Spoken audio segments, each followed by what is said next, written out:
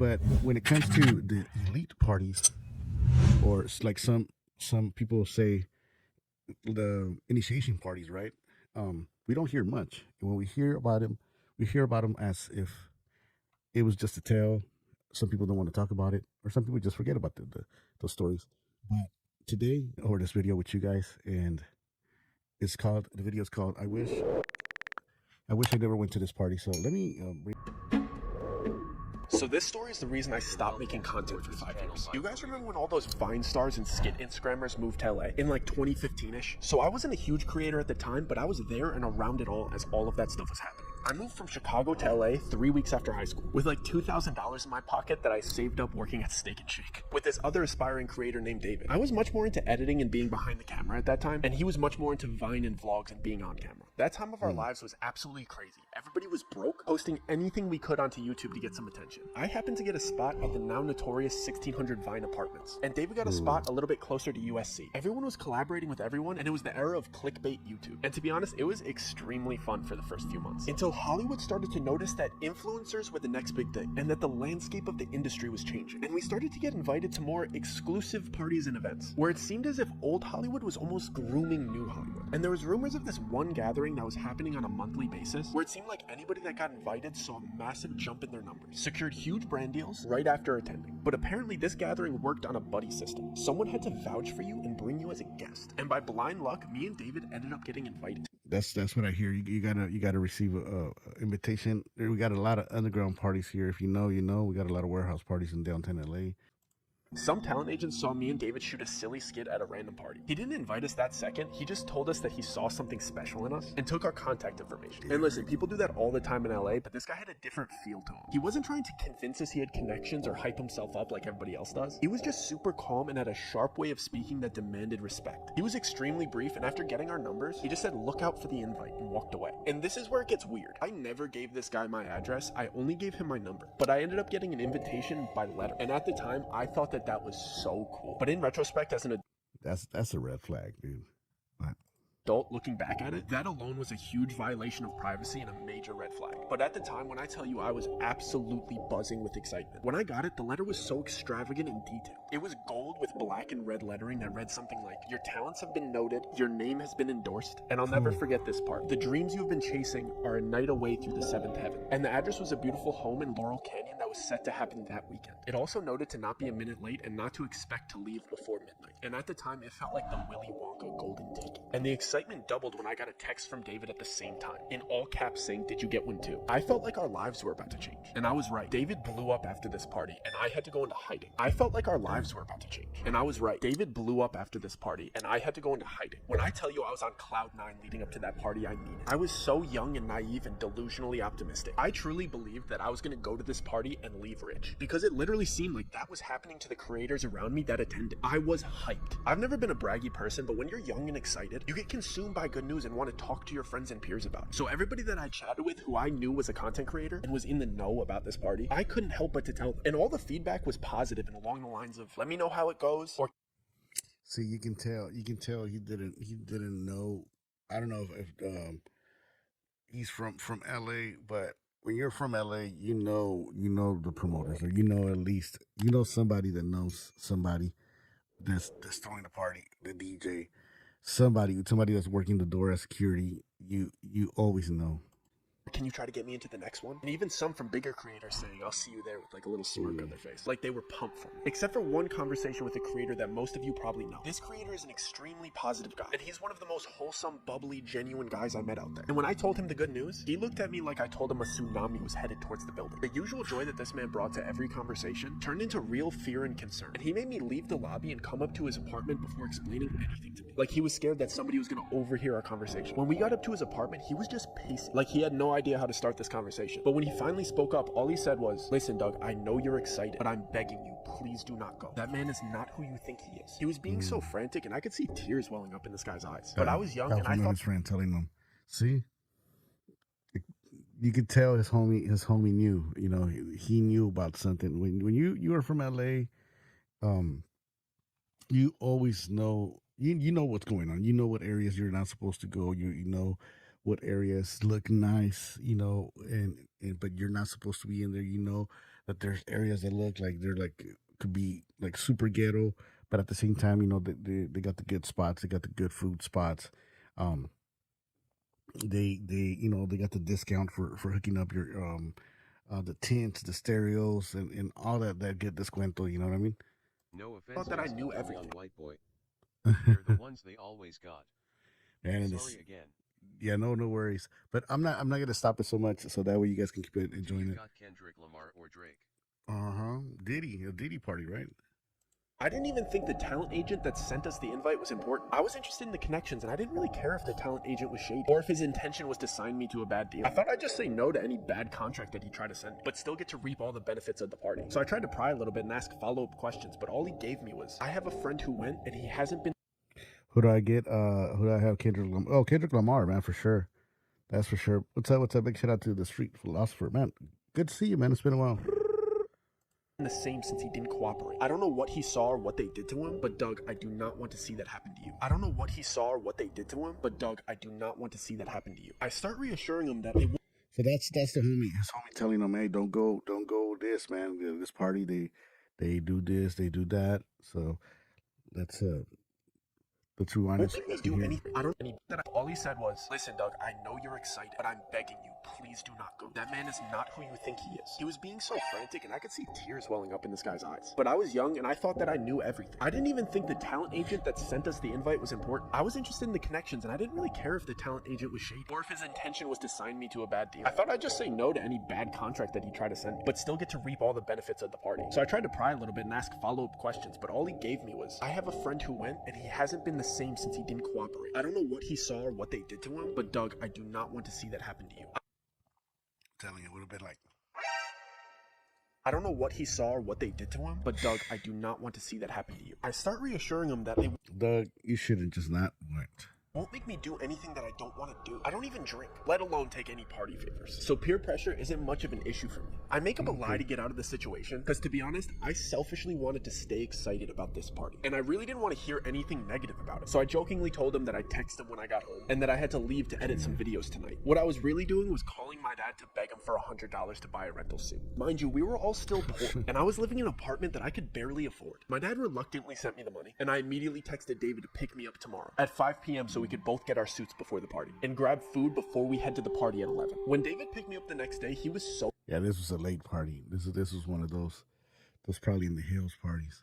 excited and in such a great mood that I had to hide my concerns from him, at least while we were shopping for the rental suits. I had to manufacture excitement because David always has his camera out, and I wouldn't just be spoiling the mood, I would be ruining the content that he was trying to record. So I went along with it throughout the shopping process. Our plan was to drop his car off at my apartment, walk to the In-N-Out Burger on Sunset Boulevard, eat, and then change into our suits in the bathroom and hop into the Uber, so we didn't smell like burgers. When we finally sat down to eat, I took that opportunity to bring up the warning that my friend gave me the day before in his apartment. I told him Okay, so he told his older homie, like, hey man, so I got a friend that he told me like, hey yo, we shouldn't go, but what do you think? everything that he said to me and how scared he looked when he said it, and that I was feeling a little bit worried about going to this party. David cut me off before I even got to finish my sentence and firmly said we're going, and then went on a rant about how my friend is a jealous clout chaser and that he's just salty that his content Not the isn't Island good enough Boys. and would never be invited to something like this. He said it in a half serious, half joking tone like he always does when he wants to get his way. Then he finished off by guilting me and saying, Doug, don't ruin this opportunity for us. Please just get through this party for me. I'd never heard anybody talk about my friend that way, but I'd known David for so much longer, so I trusted his judgment. So I nodded my head and called the Uber. We changed in the bathrooms and hopped into the Uber, and David starts recording again. So I have to pretend to be excited again. But once we got off the side streets and started driving up Laurel Canyon, I started getting anxious and internally panicking. If you're not familiar with Laurel Canyon, it's filled with beautiful homes, but at night it's extremely dark and borderline freaky, especially when you consider all the history with the Manson murders in that area. Part of me feels like we're dropping ourselves off into a setup, but once we arrive, all of my worries get washed away. We pull into the driveway and this house is beautiful and extravagant, and everyone waiting in line to walk in is smiling and laughing and friendly. So I get excited again. At the door, they take our phones and have For what we know, man, probably those people that were even in the line, probably they were part of the thing, just there showing up front. Have us sign an NDA, which isn't uncommon in house parties like this in LA. And they give us a mask and a name tag with funny aliases. My mask looked like a bear, and David's looked like a bird. My alias was Stardust, which David got a crack out of, and his was Banshee. We enter what you could call like the lobby of the house, and as we're walking in, the apparent host of the party starts giving a speech. This man is very eccentric and outspoken, and he's got the cadence of a late-night show host. And I spot the agent that invited us standing right behind him. The speech was basically just encouraging everybody to have fun and explaining the itinerary of the night. Apparently, this was a themed room party, and all of the guests were instructed to move to the next room whenever the grandfather clock chimed. He wrapped up his speech with some cheeky joke, and then one line that still irks me to this day. He said, "Have fun now. Our descent starts at midnight." I tried to give David the eyes that I didn't like where this party was going. This type of behavior from people that I saw as adults made me extremely uncomfortable. The moment the host wrapped up his speech, a couple of workers came out of the doorway. They were holding a couple sets of long poles. All of a sudden, music started playing, and everybody seemed like they knew what was going on. So I just went along with it. So I guess these parties start off with a big game of limbo. It's funny seeing people dressed so nicely playing a silly child's game, but it's even weirder seeing A-list celebrities being so excited to play. Because See, there was even celebrities up in there.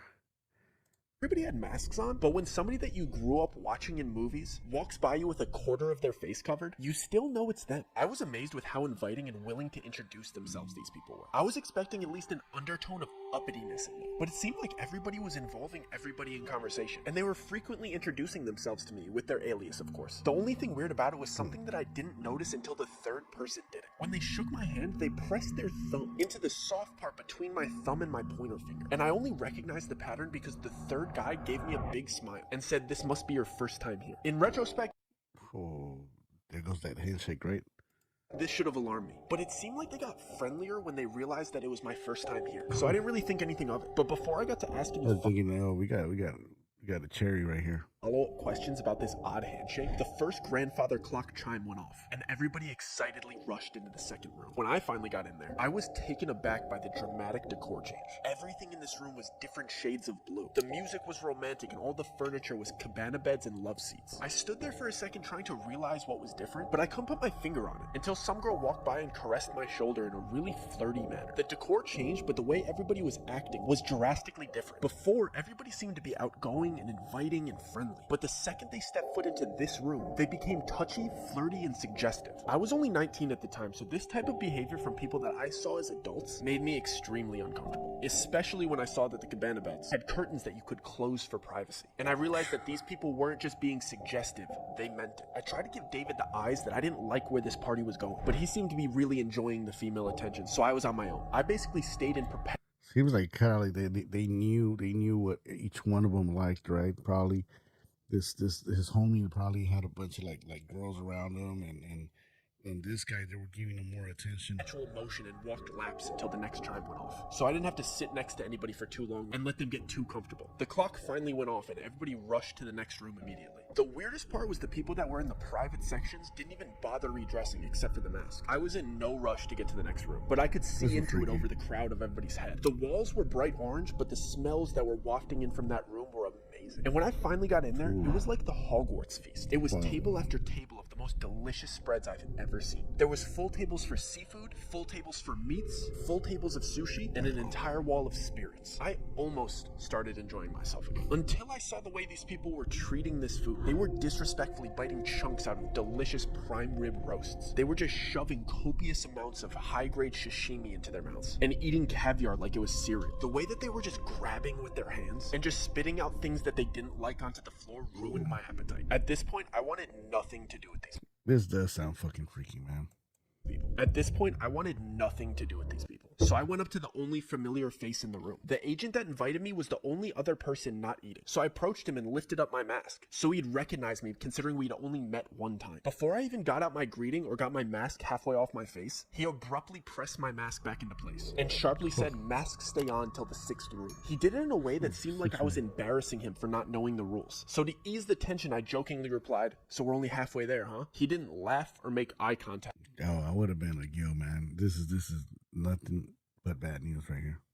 He just dismissively replied, "I encourage you to engage in the festivities. A slow drip is better than a flood." He started to walk towards the door as the clock chimed for the next room, like he knew it was about to go off. I didn't like that interaction at all. He's the one that invited me here, and he seemed to have no interest in talking to me. I just kept going over what he said the entire time while we were in the next room. This room was yellow and basically just a casino. I wanted to talk to David privately and let him know that I wanted to leave, but he seemed to just be caught up in the momentum of the party. Plus, this guy was probably like all into it and shit, you know, or hypnotized into it. Roulette table in the room, and David's freakishly good at roulette. So at this point, the winning streak that he's building is the center point of the party. I can't fully focus on what the agent said to me because I have to pretend to be excited about David's winning streak in a fake casino where you're not actually winning money. And like clockwork, the chime goes off. The entire party starts rushing to the next room again, and the vibe changes dramatically. I'm the last person to walk into the bright red room. This room didn't seem to have a specific activity like the others. It was just empty and bright red, and everybody was whispering to each other. For a split second, I thought it might be a big game of telephone or something silly like that. But as I started walking through and brushing shoulders with these people and hearing what they were saying to each other, I started questioning everything. The same people that I saw laughing and celebrating and eating together were whispering the most heinous, offensive comments directly to each other. I mean, things that you wouldn't even say behind your friend's back, they were saying it to their face. I'm talking friendship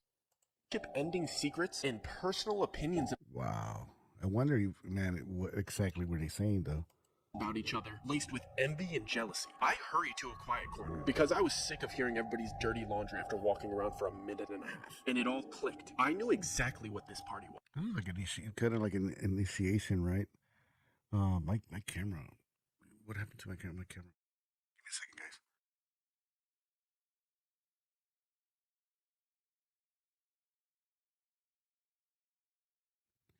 Okay.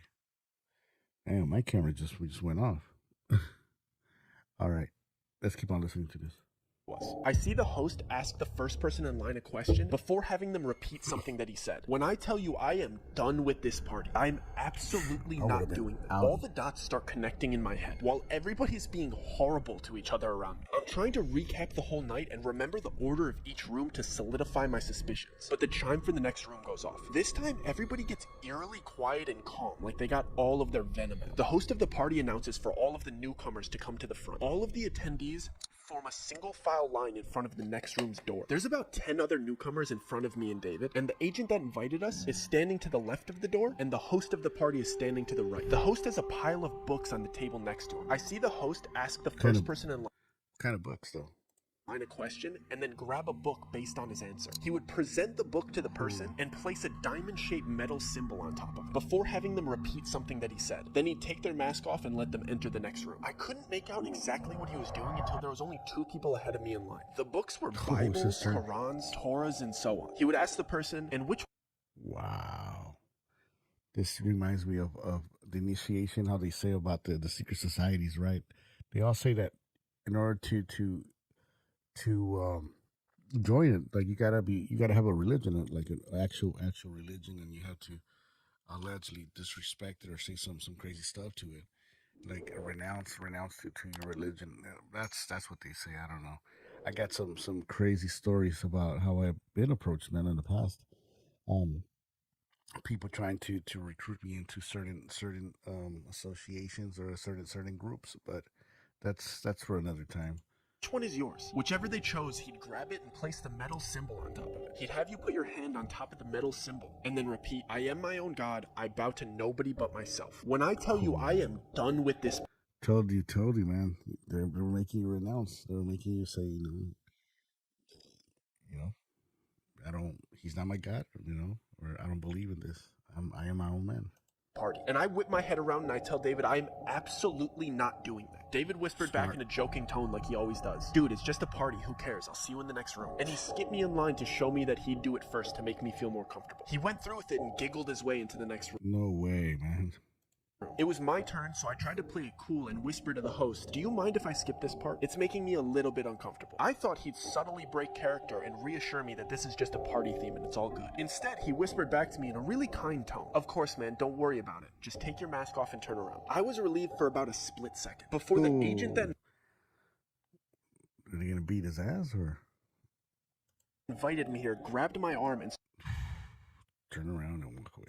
started guiding me towards the exit, and I see that everybody that was behind me in line staring at me straight-faced. I look back at the host, and he's standing up and loudly shouts like he's starting a chant. The price was not paid. And then everybody in line that was staring at me chants in unison like they knew exactly. Oh, so the price to join was to deny God or renounce God. Exactly what to do. Remove the profane. And they repeat it over and Oh, over remove until the I'm profane. through the exit door. The price was not paid. Remove the profane. The price was not paid. Remove the profane. So the agent just walks me to the closest door. He doesn't even walk me to the front of the party and out the front door. He just puts me out into the backyard. It's 4 a.m. My friend's still inside. I don't have my phone. So I decide to walk around the right side of the house because that's where all of the party attendees were kind of headed. Wait, he left his friend in there?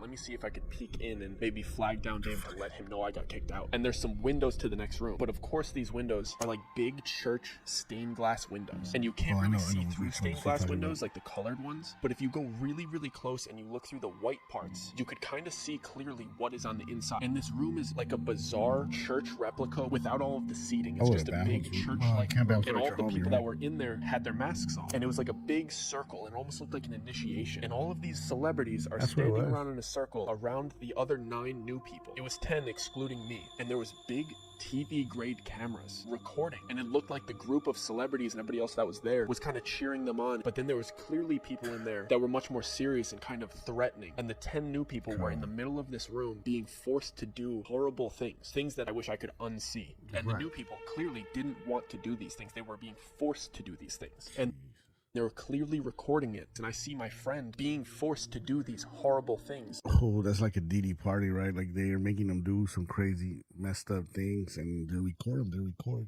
people. They say that way they can make you do stuff. That way, in case of backing down in the future or trying to expose them, they got you doing some dirt. They got you doing some fucked up shit. So.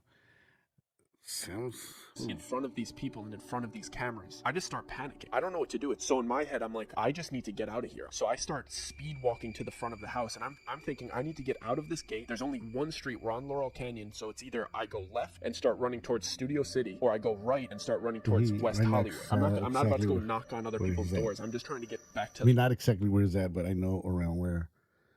Civilization, and I'm trying to remember if we're closer to Studio City or if we're closer to West Hollywood. I don't even know. As I get to the front of the house, one of the employees is standing there, and he's standing in front of a car, and he has my phone. I'm not sure if he knows that I just saw everything, so I'm kind of standing there deer in headlights, but he just politely goes, "Here's your phone and here's your ride. Don't worry, the driver will take you home." So I take my phone and I sit in the car, and I'm trying to gauge to see if this driver has any malicious intent, but he doesn't seem to. And within the first 3 minutes, I know that they don't think I saw anything. They were just getting my stuff prepared and my car prepared to take me home, because they're under the impression that I didn't see anything too bad, and I got kicked out before any horrible things started happening to people inside of it. They probably just let him go because they're all like, okay, he hasn't gotten to the place where like, okay, there's no going back, right? So this party. So I get in the car and I'm checking my phone. My phone was fully charged when I got here, so I don't know what they did, but my phone won't turn on. I have to sit through this 30-minute car ride. One of my best friends is back at this party getting mistreated and recorded doing horrible things, and I can't tell anybody. So I get through this 30-minute horrible, suspense-filled car ride, thinking about all of the people that were so nice to me inside of this party, and the whole intent of this party was to butter me up to get me to do these horrible things. And when I finally get back to my apartment, I run upstairs, I plug my phone into the charger, and the first texts that come through are from my friend Joe, and I completely forgot that my friend Joe was coming to visit me. He was coming on a little mini vacation, and I was going to play tour guide and show him around the city. So now I'm thinking I only have like 4.5 hours to sleep before I have to go pick up my friend from the airport, and I still don't know if my other friend is okay. So I'm blowing up David's phone because he's still at this party, but I set a timer so I get to the airport to pick up my other friend. So I barely get any sleep. Dude, he should have went back with backup, man, to get his friend. I drive to LAX to go pick up Joe, and I drive him back to my apartment, and when I'm coming back into my apartment, David's in the lobby, and he's talking to some other big creators, like bouncing video ideas. It's like 9:30, 10 a.m. at this point, so we're just kind of having coffee by the cafe and chatting. I tell Joe to go upstairs to my apartment and drop off his luggage, and I go ask David if I could talk to him really quick. I'm clearly very distressed, and he's being very jokey with me, and he doesn't seem like anything bad happened, and he's just kind of making fun of me for getting kicked out of the party. I'm just... Oh, shit, okay, so he came back. The friend actually... I guess they initiated him, and they made him do whatever, and then they were like, "All right, you can go back now." Okay. Just letting him talk for a little bit, and I finally tell him I was looking in through the next window. I saw what they made him do, and I was just asking him if he's okay. And the second I said that, he immediately switched on me, and he started damn near cussing me out and saying friendship-ending things, and his eyes turned from happy and giddy to filled with almost fear and a little bit of betrayal. When he stormed off, he pulled out his phone, and he was calling somebody as if he was like reporting something back to them. I immediately start freaking out. I assume that he's telling them that I saw what they did, and now I have my friend upstairs who thinks he's just on vacation when I just saw hyper successful rich people doing unspeakable acts, and they have all. Let me see. He was lucky enough that they didn't kill him. Yeah, man. The resources to come after. Yeah, they could have just gotten him there, man. But I guess this was a whole initiation thing, right? And he did go through it through the whole thing. And this guy was lucky enough to get out, and I guess he was at the okay point where they let people go, but his homie was after me. They know where I live, and David isn't even on my side because the dirt that they have on him now. I have to pretend that everything's okay to Joe because he flew all the way out here for a vacation, and I don't even really know how bad the situation is. I don't even know how to tell him about everything that happened the night before. And I promised Joe that we're going to go to Runyon Canyon this morning, so he goes and changes into hiking gear, and I drive. Yo, this music's kind of freaky, yo. I'm not gonna lie.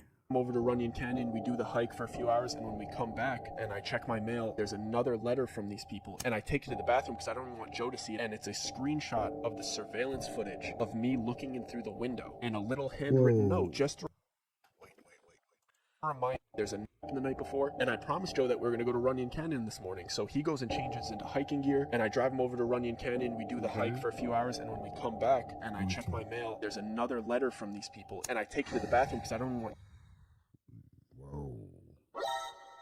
Joe to see it, and it's a screenshot of the surveillance footage of me looking in through the window, and a little. Yeah, they were watching this guy. He thought he was spying on them, and he was actually the one being preyed on.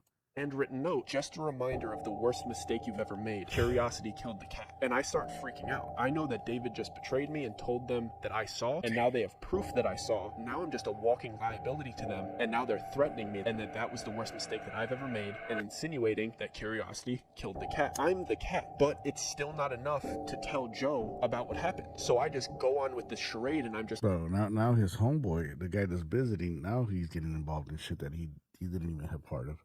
Playing tourist, bringing my friend around the city, and the first day nothing happened. And to this day, I firmly believe that the only reason they didn't do anything to me is because Joe was there with me that whole week, and he had just finished the police academy, and he was officially a police officer. So I think me being with him is the only thing that kept me safe, because they weren't willing to do anything to a police officer. And they just didn't want to do anything to him. I mean, they were just scaring him, I think, because they would have done something to him, right? I mean, knew for sure they were keeping an eye on me the next day because Joe asked me the night before if I had half and half for our coffees the next morning, and I didn't have any half and half, and he just jokingly said, who has coffee and doesn't have half and half? It was a conversation in passing, it was a joke, and the next morning we woke up and there was a full half and half in my fridge, and the only reason I noticed that is because Joe said, thanks for running out early and grabbing half and half, you didn't have to do that. I was kidding. I didn't go and grab that half and half. I knew that somebody was not only listening, but entered my apartment that night while we were sleeping. And then they started to do these things that only I would notice. Things that if you told anybody, they would look at you like you were crazy. Each night that we came home and we were just winding down and watching TV, I would go to turn my TV on and the remote control wouldn't work. And I would check the batteries, and the batteries would be switched from positive to negative and negative to positive. Like, is that what they call it? Gang stalk, right? I got to do an episode on that. I've been hearing that gang stalking is so insane. They came into my house and just flipped my batteries. I know that my remote control worked the day before, and they just needed me to know that they were in my house and flipped my batteries, just to let me know that they were invading my privacy on a daily basis. And then it started escalating to when I would take Joe to lunch, or we would pop to the grocery store, or we would go to the movies, and we would come back to the car, and my left blinker would be on. They would just open my car and put it down, and every time we would come back to the car, my left turning signal would be on. It happened like 6 times. How can I tell anybody that somebody broke into my car and turned my left signal down? It's something that only I would notice. And I can't tell Joe because I'm not trying to scare him. And it's also something that I don't even think he would take seriously. He would probably say, you probably hit it down when you were stepping out of the car. And then things started to pick up. They started... Oh yeah, probably they would have, and his homie would have been like, man, you tripping, probably you drank something or... do very specific things to me that weren't just by chance. We came home one day and I locked the door behind me like I was doing every time because I was super paranoid. My apartment door lock just locked swiftly. My apartment door lock doesn't lock swiftly. I would have to like press into it and jiggle it and force it to lock. And it's been like that since I moved in. And it had this sharp little nub on the front that I would feel with my thumb every single day. And one of the days we even fixed the door for him. Came home and it just smoothly locked and the nub wasn't there. So they were letting me know that I can't even lock them out. But how do I tell anybody that they're doing this to me? Because they would just say the apartment was probably aware of it and changed it. And I still wasn't able to tell Joe because I would think that he would come to the same conclusion. But then the next day we go to the But what about the other creators that live there? Like, wouldn't they notice? car to go to breakfast, and we get into my old car that I've had for 5 or 6 years at the time, and I grab my gear shifter and I go to pull it into reverse, and it smoothly goes from park to reverse. And my gear shifter doesn't smoothly go from park to reverse. You have to wiggle it in a certain way. You have to press the button with your thumb in a certain way to get it into reverse. I only know this because I drove this car every single day for 5 years, and this gear shifter is pretty much broken. It's an old car. And that morning I got into my car and it smoothly went from park to reverse, and the wooden finish on the gear shifter was different. Mine had scratches on it and this one was brand new. So they were telling me they changed the whole thing. Not only are they able to just break into my car and turn the left signal down, they're also willing to manipulate my car. Now I know for sure Joe isn't safe either, and me not telling him Dude, what about if they would have messed up his brakes? these things puts him into danger because I'm driving him around in this car. And if they could change my gear shifter, why wouldn't they be able to cut my brakes? So I basically just break down and I have to tell Joe everything from start to finish about this weird party with this weird agent and the little things that I've been noticing all week, and that this was the last straw. And Joe believed me because we used to drive around in my car together all of the time, and sometimes he would drive my car. And he made me promise that I did not get that fixed. The gear shifter was still broken yesterday and it's fixed today, and I didn't do that. So that won him over, and he basically said, we need to get out of here. It shook him too. He didn't like the idea of these people in Man, never know, probably they'll put a new engine in that car. the house. When I told him I didn't get the half and half, when I told him all of these things that were adding up over the last couple days, it freaked him out, and he's like, bro, we got to go back to your apartment. We got to get your stuff. We got to get you out of here. Then my entire world is shattering. I moved out here and all of these things were going great for me, and I had a place and I had friends, and I didn't want to leave. Maybe the stuff will die out. I'll be able to work with other people. It's going to be okay. I don't want to just leave my apartment, leave all my stuff. But Joe insisted that we went back to my apartment to grab his stuff and mine and then go stay at a motel before he leaves the next day. And when we got to my apartment, David was in the lobby with other creators by the cafe again, and I went up to him. I didn't really have any idea about what I was going to say to him. All he did was hand me a coffee, ignore everything that I said, and walk away. But then when I looked at the coffee, it had a little napkin wrapped around it. I saw that something was written in Sharpie on the napkin. It said, I'm so sorry. You have to leave tomorrow with him. Otherwise, it's me and you. And I went upstairs and I packed a couple backpacks, and I left LA the next morning with my friend, and I never went back. Joe and I rushed out of that city as fast as we could. I packed as much of my stuff as I could, and we just started driving. We were both genuinely scared for our safety at that point. So we decided to skip Joe's scheduled flight and just drive to Las Vegas. And then we were just gonna fly home from there. There was something that just felt comforting about being out of the state. Not to mention, Joe wanted a real briefing about what went down, because I had just basically told him the cliff notes and begged him to believe me so that we could pick up and leave as soon as possible. For the first 2 hours of the drive, we primarily kept our heads on a swivel and just made sure that we didn't take any wrong turns to further extend this trip. There were a few cars that made me feel like we were being followed, but it was just my paranoia enhancing an A-type personality driver into a stalker. Once we were out of California state lines and into Nevada, we could both finally exit. I felt real relief wash over me for the first time since I got kicked out of that party. We stopped about 15 minutes into Nevada at a pit stop. We used their Wi-Fi to book a hotel for Vegas that night, along with the plane tickets for the next morning. Once we had our escape plan fully booked, Joe just started laughing, and I couldn't help but just start laughing too. We shared a Yo, what about if the friend was one of them? Ooh, plot twist, right? lot of crazy stories growing up, and we always seemed to find ourselves in sticky situations together. So it was just hilarious that his fun trip to visit me turned into this. It felt really good to laugh about it because it made me feel like it was finally over. We got back into the car to continue our drive, and Joe played. It's not over yet. Police said, so you have 1 hour to explain to me why we're fleeing Los Angeles over some half and half and a gear shifter before we get to Vegas and we make this trip worth it. I realized how bizarre this whole situation must have looked from his perspective. He flew in for a fun vacation and arrived to see his friend in a crisis. As I started to explain to him the series of events, things really started to click for me, especially with his input as a police officer. I'm going to recap some of the events that I had already explained, but with the conclusions that we came to together. Clearly, the man that invited us to the party was a predator, and we were just perfect targets for him. We were young kids with enough of a following on socials to influence all of the like young influencers, you know, new to the city. Probably they were like, you know, this is easy prey. Let's get them, you know, going. other young creators in the area. We had just made a major change in our life by moving across the country, and we were completely isolated from our families who we could consult with about important decision making. And we were in a bad financial situation because at the time, just having a following on the internet didn't equal revenue. We were perfect targets to be indoctrinated into a system where they could have full control over our budding careers. And apparently that's exactly what cult-like communities look for potential members. Not to mention, we were in LA trying to make a career in entertainment, and it seemed like they held the key to our dreams. As I wonder which I don't even want to know what cult it was, but sounds kind of like Scientology, but I don't know if Scientology has parties, you know. I know there's in Hollywood how they recruit people off of Hollywood Boulevard, but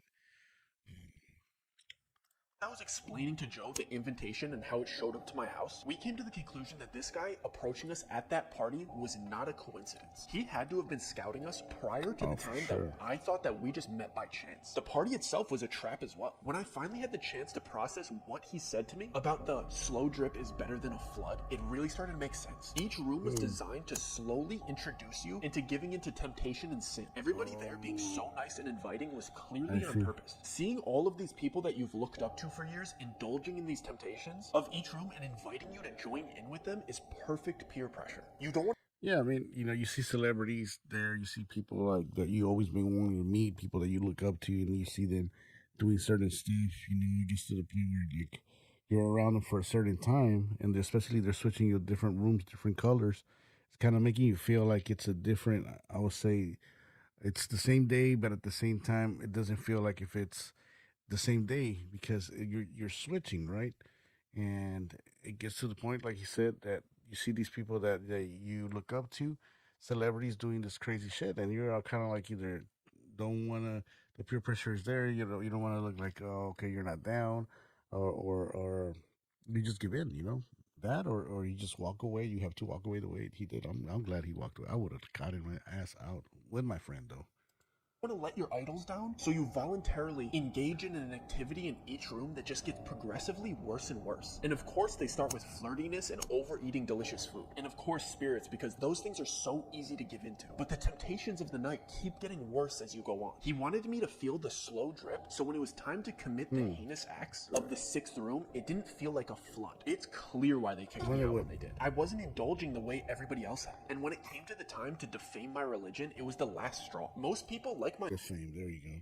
myself would think it was just part of the party theme. But to them, it's the test to see if you're broken down enough to defame your religion for the fun of the party. That's why the sixth room was the flood. It was dramatically worse than the rooms that I had experienced. And the only way somebody would give into the peer pressure to do what they were doing in that room is them being primed to do so with everything that happened before and had just spoken the words that they're not God-fearing. I realized that the people that would go to that party didn't just blow up overnight because of the power of that little cultish group. They scouted young creators like myself and David, who they believed were going to blow up regardless of their help, and get them to commit heinous acts on camera. So when they did eventually blow up, they had the perfect blackmail on them to control them. There you go. Remember I told you guys? Yeah, they want you to do this, to do that, and you're all like, "No, I ain't doing that." Okay, you don't wanna do that. Then I guess we're releasing this video right here. And you're all like, "Oh man, okay, I guess I had to do it." You yourself and just spokely worse than the rooms that I had experienced. And the only way somebody would give into the peer pressure to do what they were doing in that room is them. That's exactly what they're doing, Lupe, man. They're taking advantage, and there's a lot. And LA, man. A lot. They get a lot of people from a lot of different countries, states. You know that they come over here with a dream to become the next top model, the next big celebrity, and man, we see them.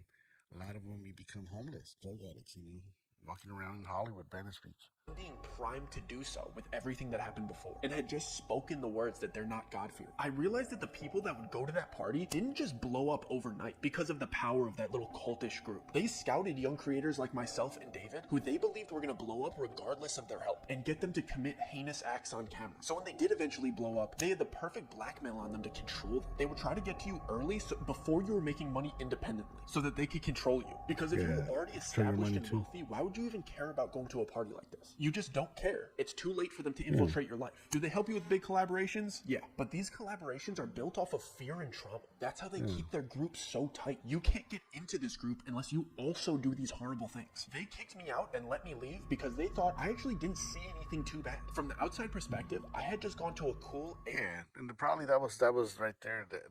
That point that was okay. After here, he can't go back anymore. After here, once he goes here, you know, that's it. We got him. But also too, if he doesn't want to proceed, just you know what, just don't even waste your time. You know, just let him go. We don't need him. We don't want him. A-list party in a beautiful home filled with beautiful people and amazing food. I couldn't say anything bad about it publicly without sounding bitter that I got kicked out. That's how groups like this need to operate. From the outside looking in, it has to look amazing and wonderful to be a part of. From the inside, they need blackmail that's so bad on you that you can never speak out against it without getting your reputation destroyed. It made sense why they went after me the way they did. They need to do things to me that only I would notice because they couldn't be seen openly harassing me. It would make them look bad. So they had to infiltrate my privacy and scare me secretly. I still don't know how far they would have gone to get me to leave the city, if they would get violent or try to get me to fall victim to an accident. But they wanted to scare me out of the city, and I thought back to my very kind friend that warned me about this part, and how secretive he was being about how much he knew about it. He couldn't just openly say how weird those people were, because it would make him a target. He just knew that if he kindly declined their offers and acted like he knew nothing about them, he could go about pursuing his career unbothered. And it really made sense why they would target potential big creators as well, because if the kid with the most clout is a part of this group, and the only way to collaborate with him was to go through the same indoctrination, they would be able to control an entire generation of creators. To be honest, they're very good at what they do. There was a clear system that they followed, and the way that they approached harassing me out of the city, it was done at a professional level. Joe told me that it's called gang stalking, and that most of the time, it actually gang stalking. I gotta do an episode on that, man. I gotta do a whole episode on that because that is freaky. That, man, for what I seen a couple of videos, you know. Whew. Lupe said because everyone thinks Hollywood is it. Yeah, they think or they see the movies, you know, they think Hollywood's all nice the way in the movies. They get here and it's all dirty, all messed up, and they're all like, what the hell? Isn't happening. And what I mean by that is most of the time that somebody reports that a crime like this is being committed, it's actually a paranoid schizophrenic having an episode. So they harass you in a way that even the police department would consider it a mental disorder, opposed to gang stalking. Everything about the way these people operate is cult-like, and everything that they do is intentional. I was never even a conspiracy theorist or anything like that, but my perspective on show business in Hollywood completely changed on the way to Vegas. All the dots connected, and I saw how truly evil this music is creepy. Some people in that industry actually are. And when I got to Vegas, I started to see how openly they show it. I know I've spent this whole time talking about how secret and exclusive this party was, and how everybody that knows about it has their lips zipped shut, but when we had arrived at our hotel near the strip, I started looking around at the big signs and promotions, and they really don't hide it. There was cultish symbolism in all of the music, live performances, and movie trailers. What used to look like just cool designs and eccentric artists was blatant symbolism for what was actually going on. I will never look at showbiz the same after that. I'm extremely happy being an independent artist, safe in the middle of the country, away from those cultish hedonists. I never received another letter or heard from David again, but what I can tell you is that everybody that was affiliated with that group became massively famous, but everybody involved fell as hard as they ascended and have had even more massive controversies. And to anybody pursuing a life in the arts or social media, do not fall into this trap. They will promise you everything that you've ever wanted, but they'll take it away whenever they please, and I promise you will hurt the people around you in the process. Welcome to the society. Guys, if you enjoyed this story and you want to watch more, I have plenty of full stories and episodes on the channel. We have the Stairs, the Giggler, and we got a couple more coming. So if you haven't subscribed already, I would deeply appreciate if you did. Of course, like. There you guys have it, man. Make sure you guys, let me get this, give it a like, man. Of course, I'm already subscribed. Go ahead, shout out to Dougie Corrado. Go make sure you go check it out. That way, if you want to check out the whole video without commentary, head on over there, man.